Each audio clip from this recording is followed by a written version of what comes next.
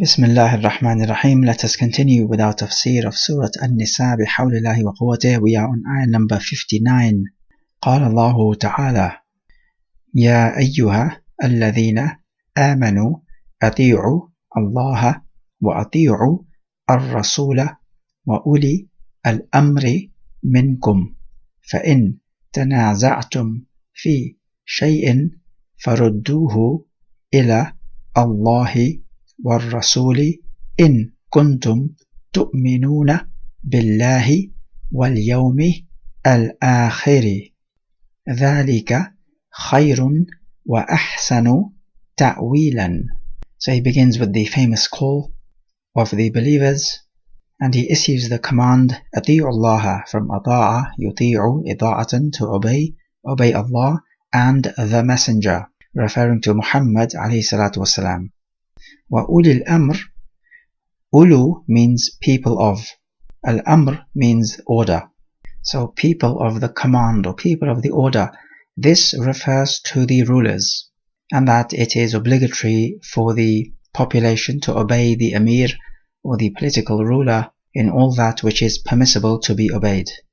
There is another opinion narrated from Ibn Abbas and others that this refers to the scholars who are teaching people their deen. And they justify this by reading the next part of the ayah, where he says, فَإِن تَنَازَعْتُمْ, if you make tanazu', which means you dispute with one another. So تَنَازَعَ يَتَنَازَعُ, which means to dispute with one another or differ with one another. فِي شَيْءٍ, in anything. فَرُدُّوهُ, then return it. إِلَى اللَّهِ وَالرَّسُولِ, to Allah and the Messenger, which means to the Quran and the verdict of the Prophet, which of course is from his ahadith. They say that only the ulama are able to derive rulings from the Quran and the Sunnah. They also say that in the same surah, ayah number 83, Allah Jalla wa Ala says, وَلَوْ رَدُّوهُ إِلَى الرَّسُولِ وَإِلَى أُولِي الْأَمْرِ مِنْهُمْ, if they had referred the matter to the messenger and to the ulil amri from them. Now only the messenger is the ruler in that society of the companions. There is no other ruler, and yet ulil amr is mentioned. So this refers to the knowledgeable people who are able to derive the rulings properly. And we may say that it refers to both, because there's no contradiction. It refers to obeying the political ruler and also the scholars who are teaching people the deen. And therefore, if you have no knowledge yourself, and you ask a scholar about the matter of the deen, and he gives you the answer, and you trust the scholar, then it is obligatory upon you to act upon this fatwa, as long as you do not know any better. He says, if you believe in Allah and the last day, Iman is a key term which has preceded. The last day, of course, referring to Yawm al-Qiyamah. It's the last day because there is no day after it. That is khayrun, better, meaning returning the matter for judgment to the Quran and the Sunnah is better than just disputing amongst yourselves and not arriving at any answers. وَأَحْسَنُ تَأْوِيلًا, and it is better as a ta'wil. Ta'wil is mansub bil-fatha because it is a tamyiz. It tells us in what way it is better. And ta'wil means marji', which means consequence. It is better in terms of the consequences. So the consequences of just disputing amongst yourselves are not praiseworthy, whereas the consequences of returning the matter to the Quran and the Sunnah are praiseworthy. So the verb is ala ya'ulu awlan, which means sara, to become something or to end up as something. So here we are talking about consequences.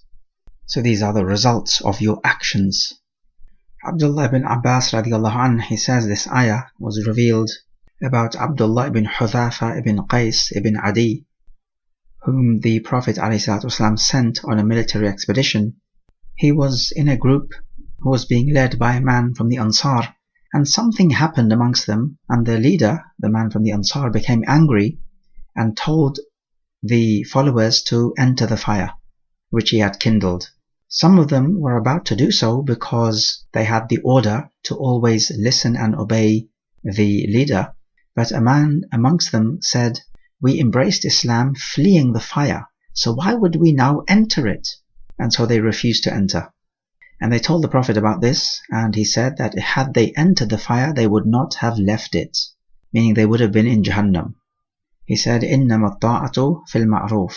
Obedience is only in matters of righteousness. So reflecting on this ayah, we find a link between this ayah and the one prior to it. The one prior to this ayah ordered the rulers to judge with justice. And this ayah is talking about the ra'iyah, those who are ruled, and orders them to obey the ruler. So we have the obligation of obeying the ruler and all that which is correct and proper. And also, like we said before, this includes the scholars as well in religious verdicts.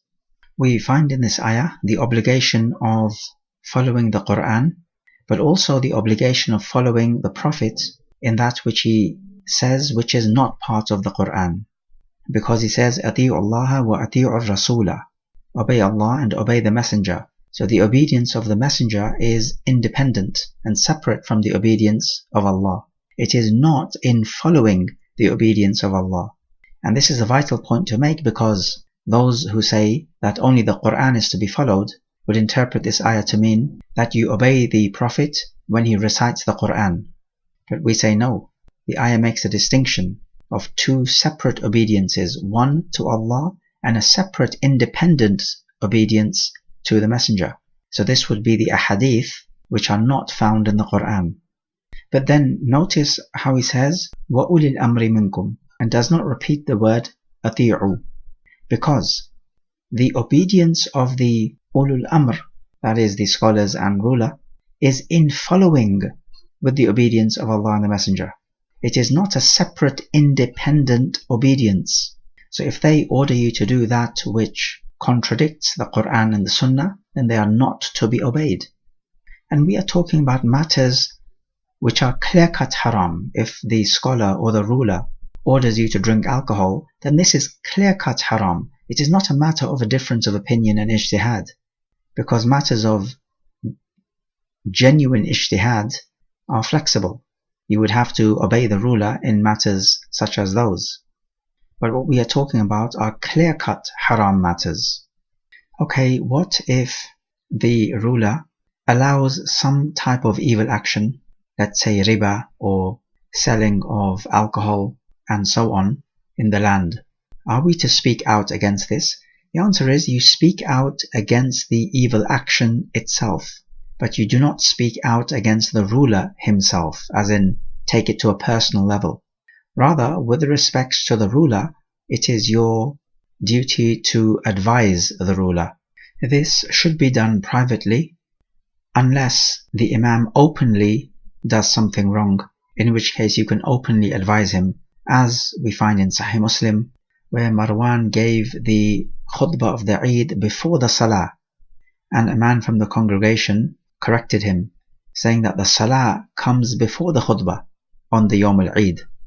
To which one of the companions says, he has done what he has been ordered to do. Whoever amongst you sees an evil, then let him change it with his hands, if not then with his tongue, and if not then with his heart, and that is the lowest form of Iman.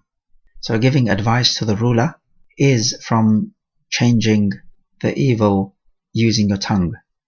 If the ruler orders you to do something about which there is an ijtihadi difference, then you are within your right to not obey him privately.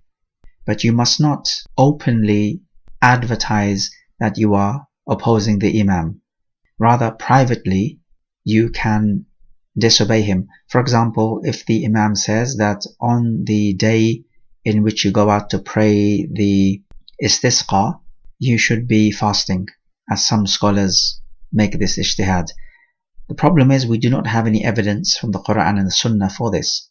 So a person may hold that you do not need to fast on the day of istisqa. So he may disobey the Imam but privately. And he must not advertise that you should not be fasting on the day of Eid because there is no evidence to do so. So rather, in these ijtihadi matters, it's a matter of judgment. And even if you do disobey the Imam's rule, then do not advertise it. We also find from this that returning the matter to the Quran and the Sunnah is from the signs of your Iman. As for those who do not refer all matters back to the Quran and the Sunnah, then they are not people of Iman.